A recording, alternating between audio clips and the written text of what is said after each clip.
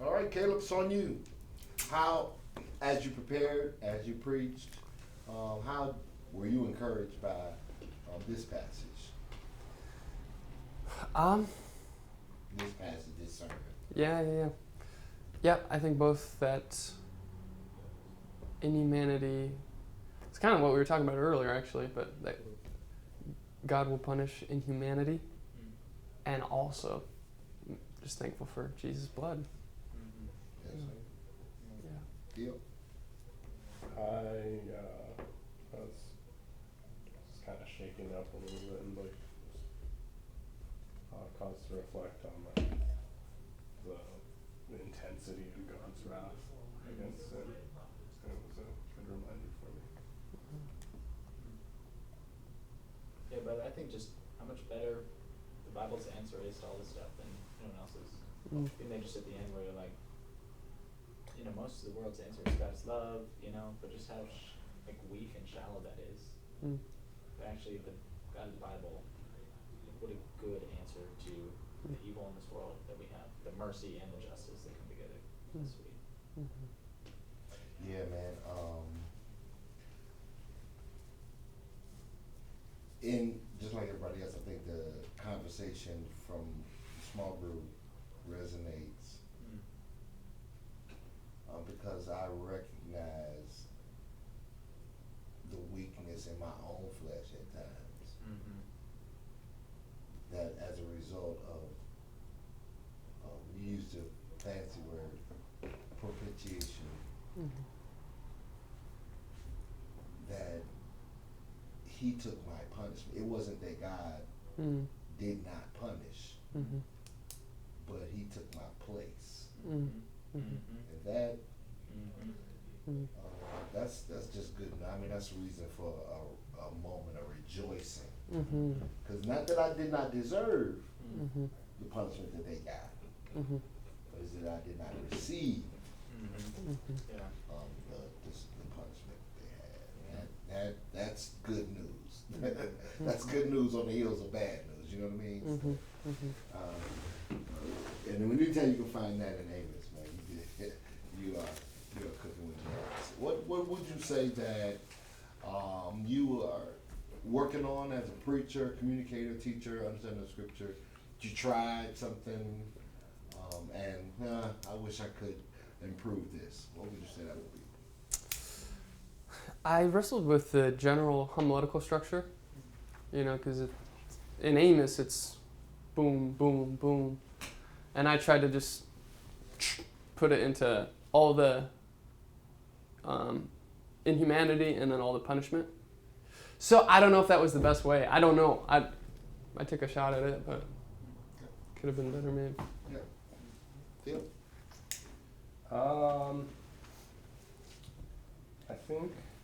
I think you're getting a lot better at preaching.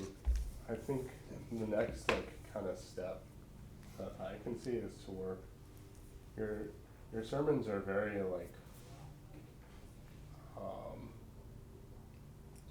straight and blunt, and I think you need to work a little bit on some rhetorical strategies to win people over. One of the examples for that is how you try to connect. Do you mistreat anyone?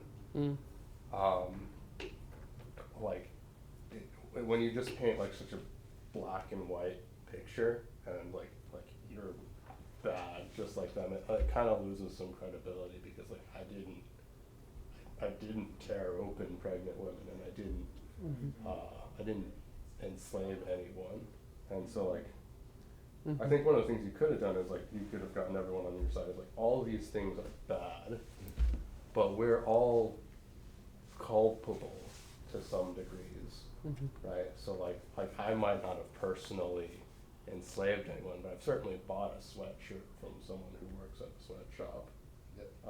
And so that sort of just that little bit of gray and degrees of culpability could have been a more effective rhetorical strategy to get people on your side, and then still pierce them, but you're still guilty as well. Yep. Yeah, I would say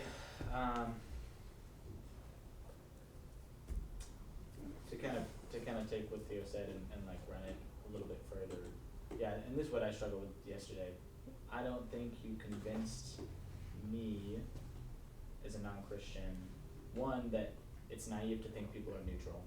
So you said that kind of at your end of your point one, you said it's naive to think people are neutral. That's just such a common belief, or even that people are good, that you have really got to do some work before you say something at least that strongly. Because I think, man, so many people in the audience probably are still thinking, I think people are probably neutral, good or at least neutral.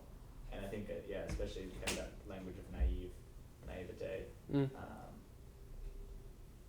Yeah, you didn't have me convinced. And then again, you didn't have me convinced that the seeds of this kind of wickedness are in all of us. Which, like, that was my problem yesterday is,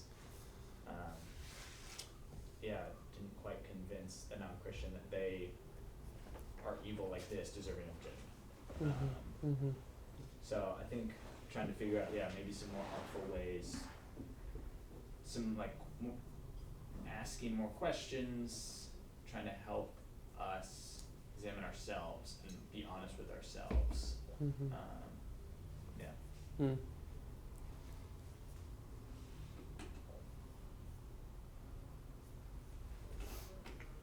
I would say,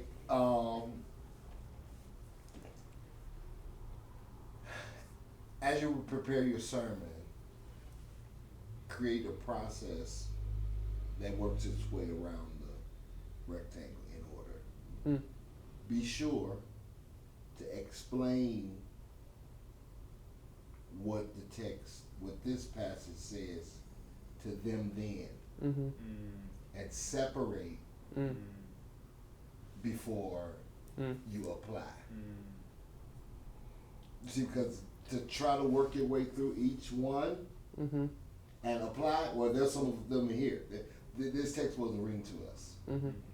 This text was written to them, and to put us to where they are almost snatches the good news out from under the gospel. Almost. Not, it doesn't, but I would just be careful to make sure that you're, especially to an unbelieving audience. I would definitely want to make sure that they understood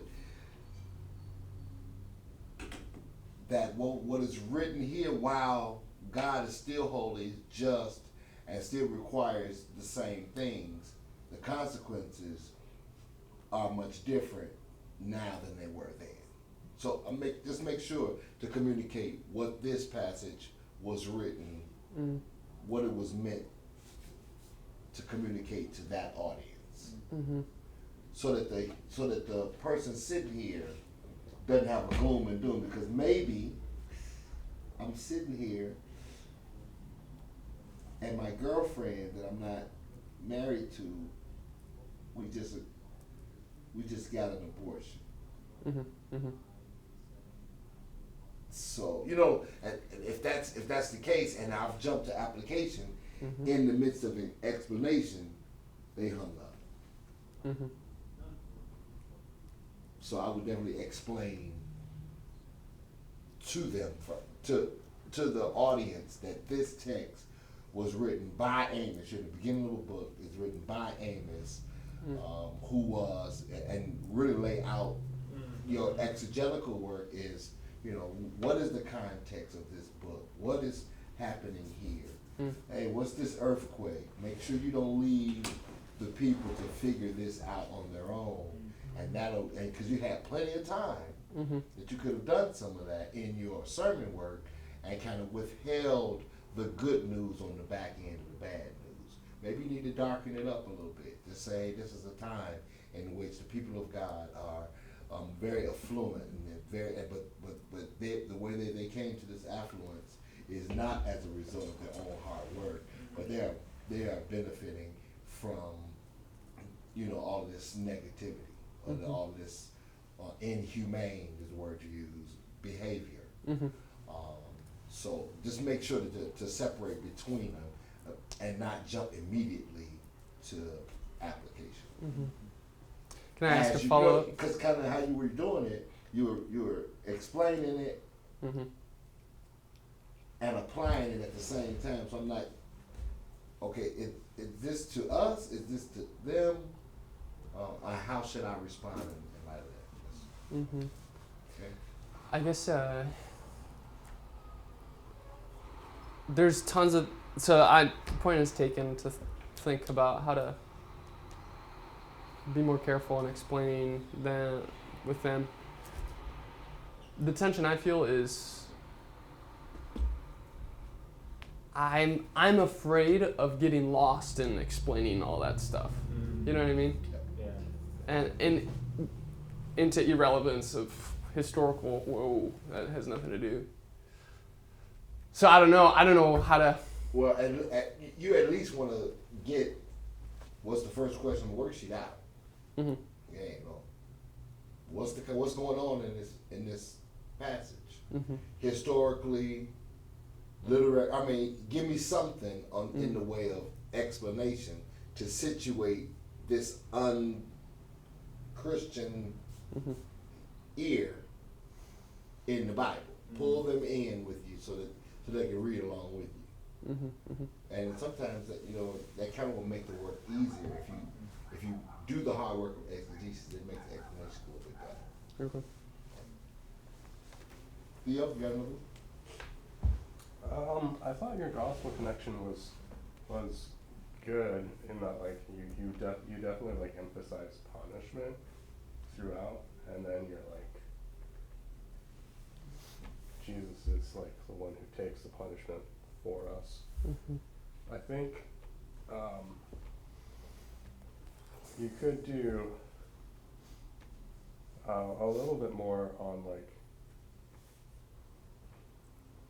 your introduction to highlight like I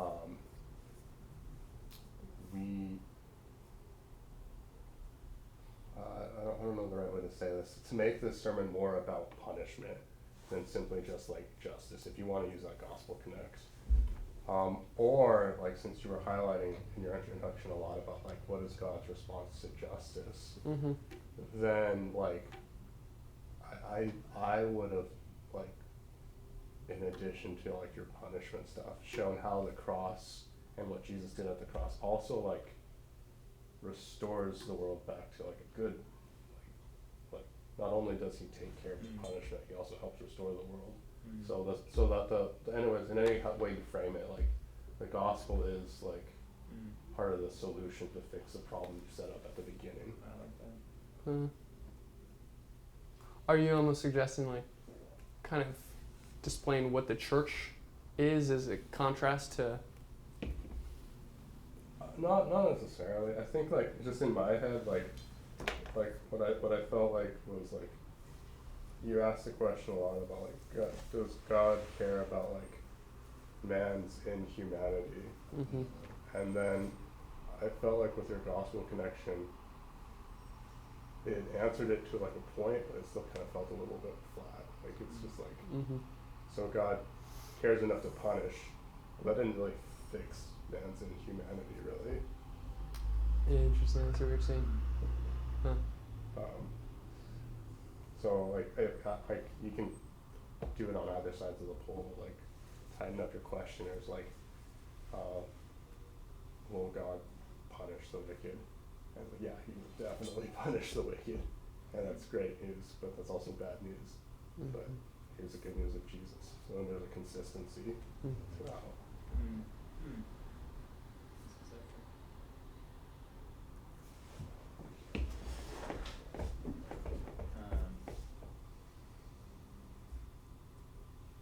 There were a lot of, there were some little things in terms of just like contextualization that it's kind of like added up a little bit. So I mean, just to kind of be careful about like non-Christians hearing.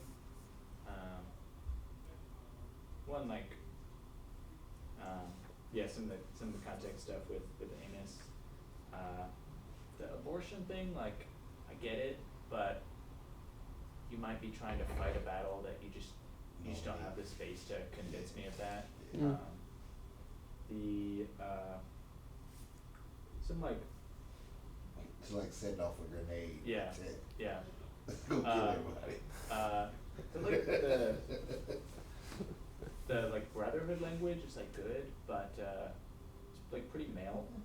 I and didn't think of just that. Be careful about like what about people who are women, or what about even people who are non-binary, kind of non-identifying. Not to say that they're not gonna have to deal with that at some point, but just like right now to meet them where they're at. The word propitiation, like, just probably don't need it, you know? That's just my, like, just simplify things. I feel, just to push back on that one anyway. Yeah. My thought was just to give him, it was just one line, that line from Romans, Well, so and then to explain it.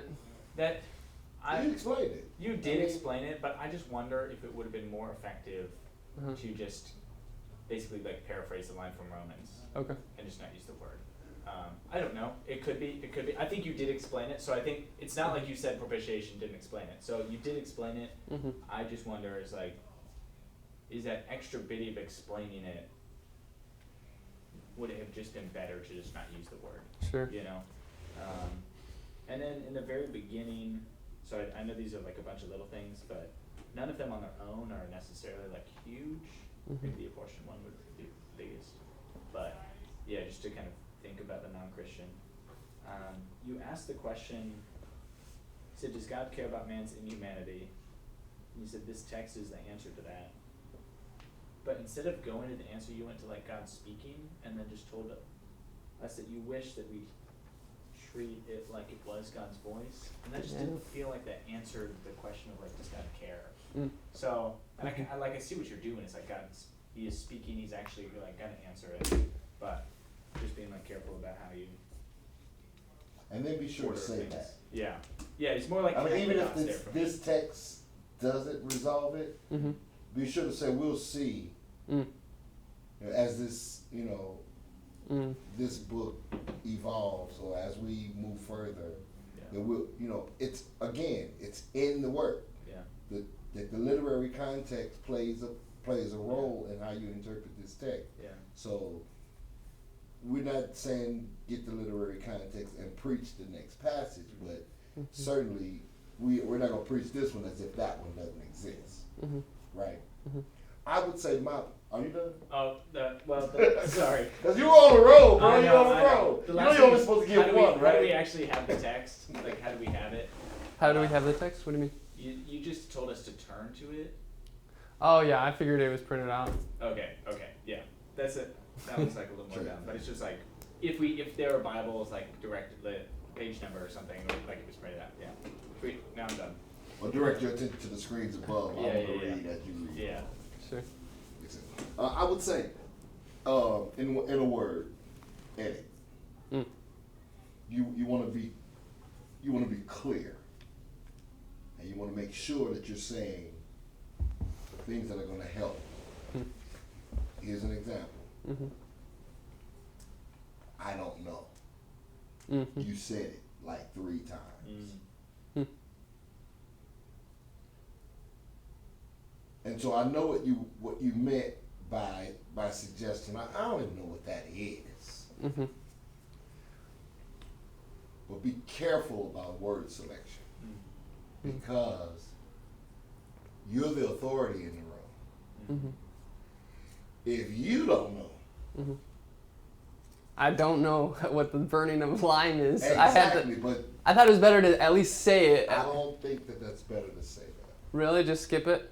Not skip it, but is the point understanding exactly what that is? What are we reading? This is Amos. What kind of book is Amos? Poetry. This is prophecy. Prophecy is poetic. It uses metaphors and imagery. And all of these things are in order to communicate an idea. What is the idea? I didn't get that in a sentence. I wasn't clear about what is this text about anyway. Really? I didn't. That God will punish man's inhumanity? That was what I was trying to get across. I see. So I feel like I thought that was one of your movements. Like when I wrote it down, I was literally thinking that you were giving a movement before you gave the argument. Gotcha. So I actually says, was this the point or the argument Okay. on there. So I wasn't clear. Yeah. Mm. I felt like I got it. I felt like I got the main point. To Soup's point on that one though, with the king burning the line, bones to line, Yeah. I feel like instead of being like, I don't know exactly what that is, But it's you could bad. just tie it, yeah, just have me be like, this is pretty bad. Like what, to burn like bones to lime, like it's a bad thing. You know, it's like you're going like above and beyond with like burning something to nothing, you know? Huh. So just like highlight the tone of it and then move on. Okay. Because yeah, I felt like I got the tone and then we got to there and I was like, wait, what? You know? Yeah. So Yeah, you did a good job. Well, I'll get to that in a minute. But I just want to make sure you got my feedback. It's not that I have a problem with you not knowing something. Sure. It's how you said it. Uh-huh. Almost was as if, well, hell, I don't know what this means, Uh-huh. and I don't think that's gonna help Uh-huh. gain credibility Mm. with people who are unchurched and may not even know who you are. Mm. To have enough confidence to trust that you're an authority and the prescription that you're writing for me, Mm-hmm. I should take. Mm-hmm. Because you're getting people to make an eternal decision here. Mm-hmm. And they must see you as an authority in the room, even if you are not like an exhaustive authority on this passage. Mm-hmm. I don't think it's necessary to say that. Mm-hmm. As long as you know that the point of this passage is not going to be missed because you didn't know that particular detail. I was confident about that, but that I guess it didn't come across. You know what I mean? I was confident that I don't understand that, but I still understand the point of this passage is God's gonna punish humanity. Definitely. But no, that's yeah. I mean, you just got to be careful about editing and knowing exactly where you're going and what and how you're going to get there. Okay. So that you don't create roadblocks and to people's ability to connect with you. Mm-hmm. I mean, it's enough going on. I think you did it. Well, I'm not gonna, because Theo's probably gonna mess my work up anyway. Come on, Theo. No. You first. What did you enjoy? What did you feel like went well for you today? Mm-hmm. Well,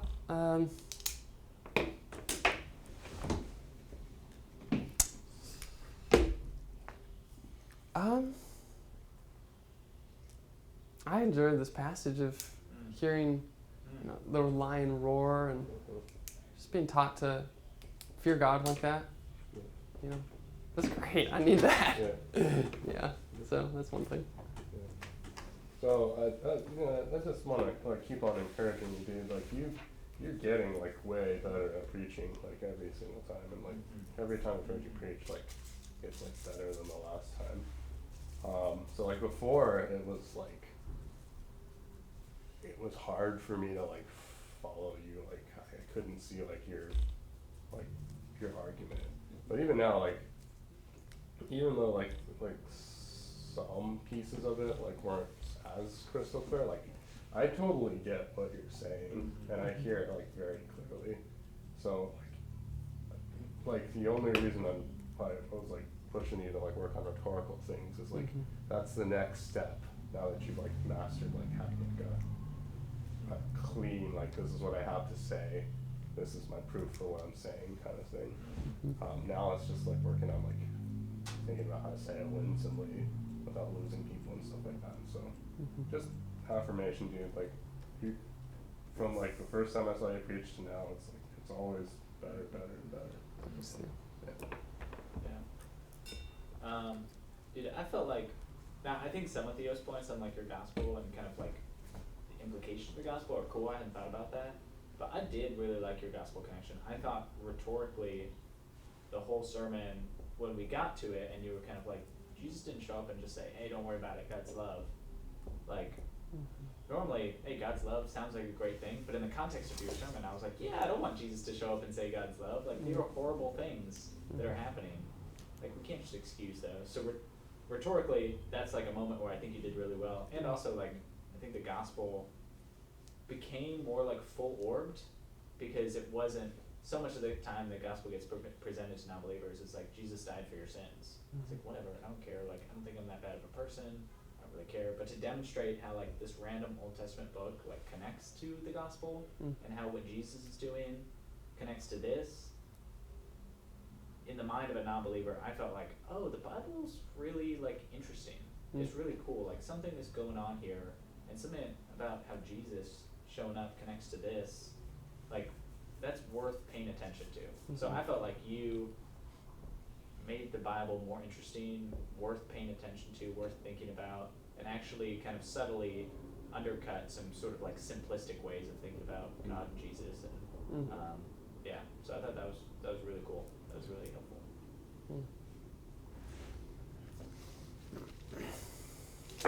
Yeah, I feel that you're good at something. At least in this presentation, sermon today, you're good at something that I'm not good at, and that is in this setting, speaking to us as if you're talking to a room full of unbelievers. Like you were very deliberate to address that, like in the preaching moment. That was very helpful, and it's a strong thing to be able to do, because if you can do it with us in here, then you're gonna really be skilled, believable, and approachable to that unbeliever and audience that you might be like. What was the setting again? Just like a Bible talk thing at a campus ministry. Oh, campus ministry, right. So, I mean, in those settings, to acknowledge that, okay, I know you guys are not necessarily Bible students, and then talk to them, I felt that was good. That was excellent. Phil, you got another? Yeah. I think like the highlight of the sermon for me that I really appreciated was like how you use like the repetitive nature of the text to emphasize your point. So when you were like counting down like how many times God says I will not revoke the punishment, and then like coming back around each time like more forcefully, that was very effective, and that was like driving like you didn't have to say like the text is repetitive to drive home this point or something like that. That was like a way to show me like what the text is doing, and that was really good. So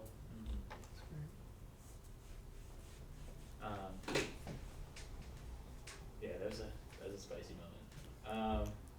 Yeah, I thought personally, I felt like your main point, your homiletical, it was clear. I could see the relation between man's inhumanity, God acting and punishing that inhumanity. I think that, the rhetorical work to make that appealing and convincing, but I think it's just so clear. It's so clear from the text that's what's happening. I think it's like he's arguing. Simple, like you were arguing way. with something. Yeah, the argument just ran all the way through. So I thought that was just like really good. I mean, preaching is hard work, man. And you're not shying away from that hard work. Yeah.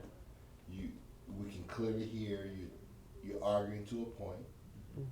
You've like we say, stuck your sword in the sand on what it is you want to say. And before you sit down, I want to make sure I say at least one good thing from this text with this in mind. And I think that you have grown and that you are continuing to progress in that regard, particularly due to this matching the tone in your voice with the tone of the text. Sometimes it would have been a not so good a look to be smiling and laughing and joyful with a text like this. And so even in moments where you adjusted your voice and really just drove home, like this was something I'm very passionate about. I believe what I'm saying to be true. That takes work, and you're doing the work. And this tone is so difficult in these passages because, how can I get good news out of this? just such this difficult tone to shift from, and the pace, eye contact, the intangibles made it easy for you to listen to. You were arguing to a particular point, and you're clearly attempting to use the tools, even though you haven't really mastered the tools yet. But you're, at the end of the day, the point is to come to the place where we are using the tools, we're using them well, and getting some practice, getting some reps in. So, Yeah. good swing, bro. Thanks. Thanks, guys.